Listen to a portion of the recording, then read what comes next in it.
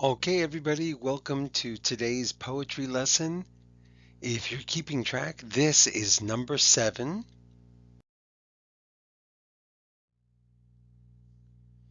Okay, so remember what we've said about poetry. It is a way of writing with words that creates a strong emotion or excites the imagination. It is kind of like a small piece of art with words instead of pictures. And I've got to tell you guys, your haiku and limericks really moved me, excited my imagination. You did such an incredible job. I really wasn't expecting that poetry to be so good, especially since you were kind of new at it.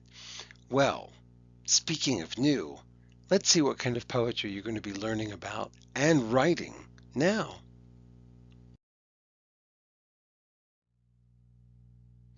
We've already talked about the limerick and the haiku. And this time, we're going to be focusing on something called acrostic. I don't know if you've heard this before. I haven't mentioned it. This is another type of poetry, and it's another Greek one. Remember, I told you that a lot of poetry comes from old countries um, like Greece. Okay, and a lot of the words that we have come from Greek. So acro means high or top, and sometimes it means first. Stick means a verse or like a line of poetry or a line of a song. And they come from the words akros and stichos. So what is an acrostic poem? What is an acrostic? Well, it's a word or name written in uppercase letters in a vertical line. Each letter is the beginning of each line of the poem.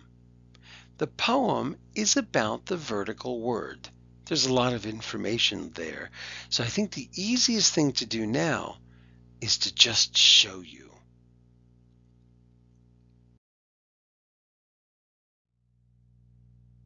So I've written an acrostic here, and the title is Cherry. Cherry. That's how you spell cherry. That's also what this poem is going to be about.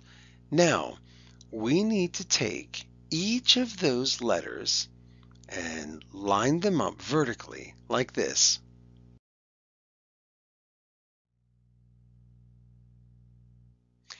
Now, we are going to start each line of the acrostic with these letters in this order.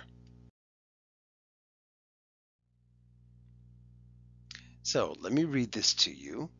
Could I have a bowl, Mom? How hungry I am for this sweet treat.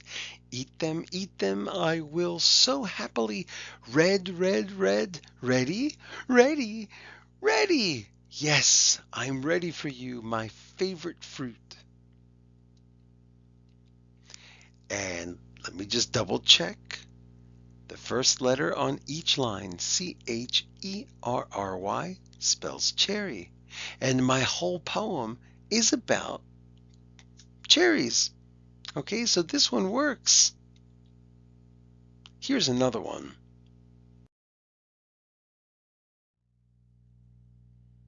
Gum. Gobs of sticky pink gum. Up and down I chew. More and bigger bubbles I will blow. Pop. And look at the first letter on each line. Gum. We don't need to rhyme. We don't need a rhythm. All we need to do is make sure that the first letter on each line makes a word and that's what our poem is about. That's it. You can have lots of fun with this. So now I want you to look at this acrostic poem planning page. And at the top here it says topic brainstorm. And that means just think of some ideas, what it might be about. So I tried to brainstorm a little bit and I came up with bike, home, sushi, spot, and Uncle Jim Bob. Spot. The reason I came up with Spot was I have a neighbor with a pet named Spot. They have a bunny named Spot. And I don't have an Uncle Jim Bob, but I do have an Uncle Jim.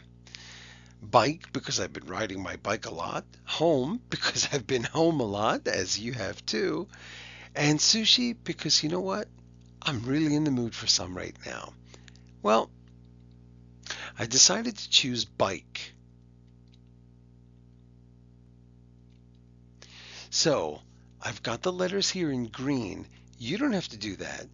I'm just doing it to show you that I'm following the rule.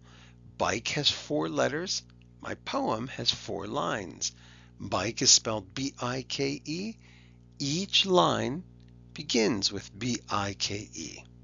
And now my acrostic poem is about a bike. And here it is. Beautiful on 2 wheels. I feel so happy riding.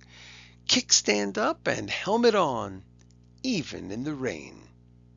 All right, so now I want you guys to start planning and start writing. You can write 1, you can write 5, you can write 275. Have fun. Poetry is fun. It's beautiful. It's exciting. It's emotional. It can be happy. It can be sad. It can be anything you want. I'm really looking forward to hearing it. Try and send me at least one by Friday, okay? And you can send me more if you'd like. All right? Good luck and have fun.